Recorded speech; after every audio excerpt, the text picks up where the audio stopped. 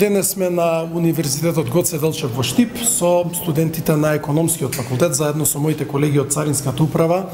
Ќе имаме предавање на тема што значи Царинската управа, како работи, како функционира, зошто е таа витален дел за државата, зошто е столб на државата и како преку Царинската управа и низиното работење се обезбедуваат пари за нови училишта, градинки, патишта, пензии, плати и слично се што е потребно за граѓаните на државата. Драго ми е што ова, да речем, традиција е почната од претходно Царинската управа да соработува со универзитетот, продолжуваме и сега, ќе продолжиме и во иднина со тоа што веќе со управата и на универзитетот и на Економскиот факултет разговаравме и за понатамошни заеднички чекори каде што студенти од Економскиот факултет при угода ќе можат да дојдат и на конкретни посети во царинските испостави, граничните премини и да видат на лице место како царинските службеници го спроведуваат процесот на царинење, на контрола и како сето тоа функционира во пракса, бидејќи се согласивме дека покрај теоретскиот дел кој што денеска ќе го имаат, уште побитен е и да го имаат практичниот дел.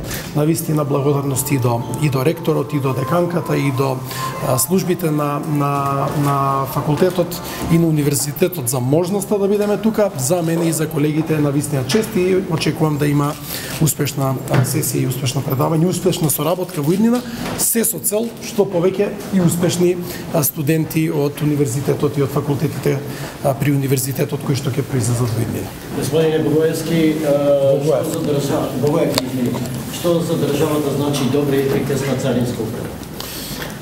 Како што кажав и во изјавата, добра и ефикасна царинска управа, која што добро си ја работи својата работа, значи повеќе пари за градинки, училишта, автопати, плати, пензии и се што се потреби на граѓаните. Тоа е прва работа. Втора работа, успешна царинска управа значи и безбедни граѓани, затоа што царината не само што обезбедува средства, туку е заштитник на општеството. Ако нешто небезбедно треба да се внесе во државата, ние сме тука тоа да го спречиме и да не го дозволиме. И дополнително, успешна царинска управа, стратешки, на државно ниво, значи и побрза интеграција во Европска унија. Зошто? Затоа што поглавје 29 од преговорите со Европската унија се однесуваат токму на царинската управа. Што побрзо ние се усогласиме со стандардите на Европската унија, тоа побрзо ќе значи дека ќе се затвори едно од поглавјата. На крајот на криштата, фундаментал со ние основните, темелните поглавја владење на право и борба против корупција, кои што се отвараат на почеток во преговорите, се затвараат на крај, се тесно поврзани со работење на царинска управа, а ние како царинска управа и јас како директор сериозен акцент ставаме на борбата против организираниот криминал и корупција и тоа ќе ни биде во фокус и во иднина. Така истокот има една неуспешна приказна со граничниот премин Клепало. Во када е ситуацијата, може ли конечно граѓаните да добијат уште еден граничен премин кон Бугарија? Мислам дека тука сериозно се размрдани работите во последно време. Потпишувавме и неодамна договори. Треба секако да има и поинтензивна волја и од другата страна, не е само да има од оваа страна. Од оваа страна и како царинска управа, зборувам и во име на државата како држава, навистина сметаме дека е стратешки битно час поскоро да се отвори. Така да јас веднаш кога дојдов во позицијата пред некои 5,5-6 месеци се зафатив за таа работа и за Клепало, кој што е битен за истокот, но и за Маркова Нога, да речеме, граничниот премин. Така да очекувам во наредната година интензивирање дополнително на активностите се со цел да дојдеме до финална фаза отварање на тој граничен премин. Сметам дека навистина и за Беровскиот, Делчевскиот, Пекчевскиот дел навистина е битно. Суштински и стратешки. Така завршува оваа година, како ја оценувате колкав е увозот и извозот на македонските и странските стоки во државата со оглед на минатата година? Мислам дека сега ги правиме финалните анализи, верувам дека ќе може да заокружиме една успешна година и што е многу подраго за мене и успешни 6 месеци откако јас стапив на функцијата, нели 6 месеци е да речеме до некаде доволен период за да може да направите пресек до каде сте. По првичните информации кои што ги имаме порасти на приходите, порасти на бројот на заплени, така да очекувам овој извештај веќе следната недела да биде презентиран посериозно на јавноста и така ќе може и преку вас медиумите да ги информираме граѓаните со колкав успех сме ја завршиле годината. Дека ќе заврши успешно, ќе заврши, до кој степен ќе биде успехот ќе слушнете во наредните денови. Контекст на ефикасноста до каде е со дигитализацијата на царинската управа? Видете, ние сега на полето на дигитализација и користење на дигитализацијата и софтверите како начин на борба против корупција со намалување на човечкиот фактор и како начин на забрзување на постапките сме навистина напред како царинска управа. Тоа не го кажувам само во мое време, напротив и претходниците мои сериозно работеле тоа.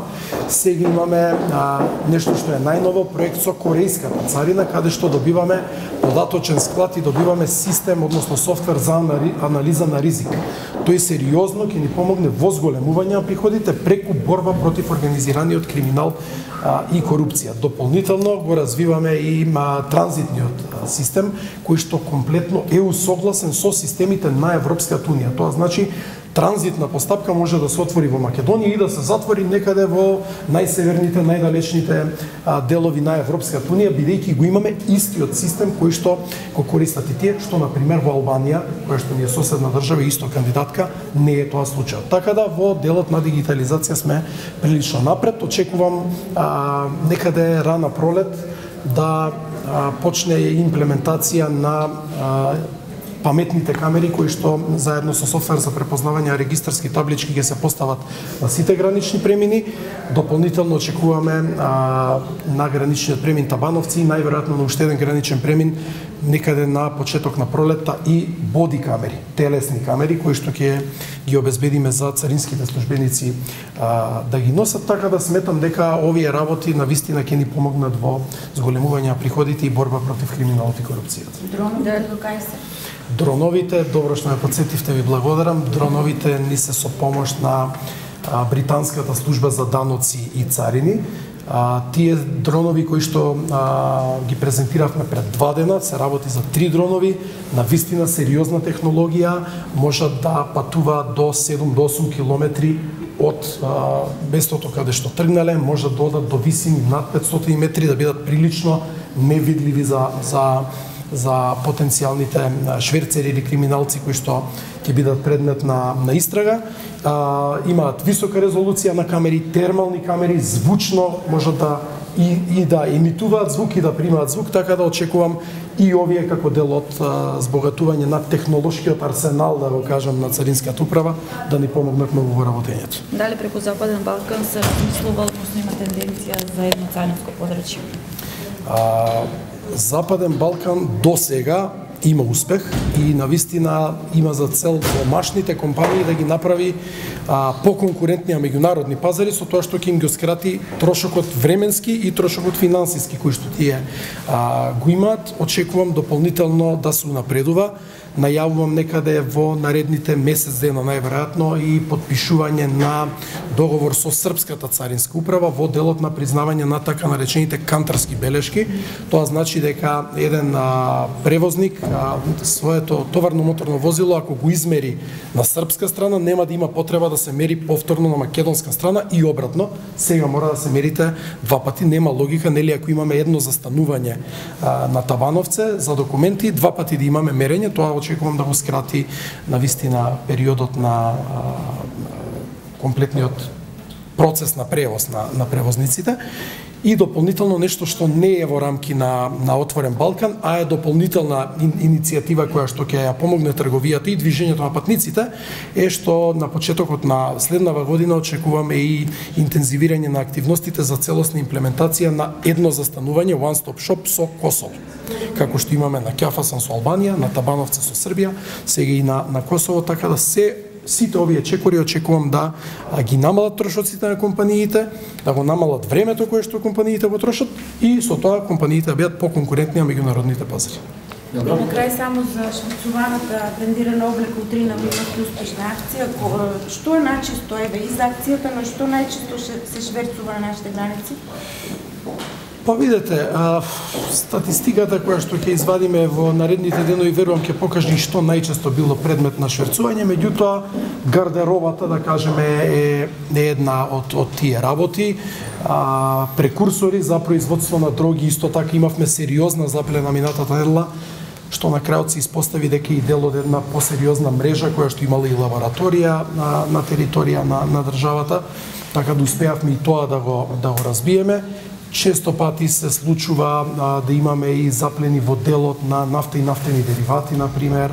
Знаете дека традиционално на Балканот тутунот, цигарите секогаш се предмет на работа. Меѓутоа, јас сум среќен што нашите тимови во мобилната царина, во испоставите, царинарниците, во секторот за контрол, истраги и слично, на вистина имаат зголемување во бројките на заплени и откривачка дејност. Со поставувањето отпред некоја недела на оформирањето, екипирањето на тимот во секторот за посебни истражни мерки во Царинската управа, очекувам наредна година уште посериозна откривачка дејност, затоа што знаете дека по закон Царинската управа има опција и за тонско снимање и за физичко следење и пратење.